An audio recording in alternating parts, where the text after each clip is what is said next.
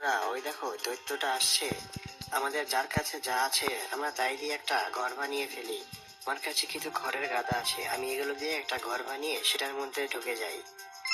আমার কাছে কিছু কাঠের টুকরো আছে, আমি এগুলো দিয়ে চটপট একটা ঘর বানিয়ে ফেলি আর সেই ঘরের মধ্যে ঢুকে যাই। আমার কাছে কিছু ইট আছে, আমি এগুলো দিয়ে একটা ঘর বানিয়ে ফেলি। এটা তো একটা খড়ের বাড়ি, এটা তো আমি আগুন দিয়ে পুড়িয়ে ফেলবো। ডক্টর ঝটকা, দৈত্যটা আমার বাড়িটা আগুন দিয়ে পুড়িয়ে দিয়েছে, আমাকে তোমার ঘরে একটু জায়গা দাও। এটা তো একটা কাঠের বাড়ি, এটা তো আমি একটা লাথি মেরে পুড়িয়ে দেবো।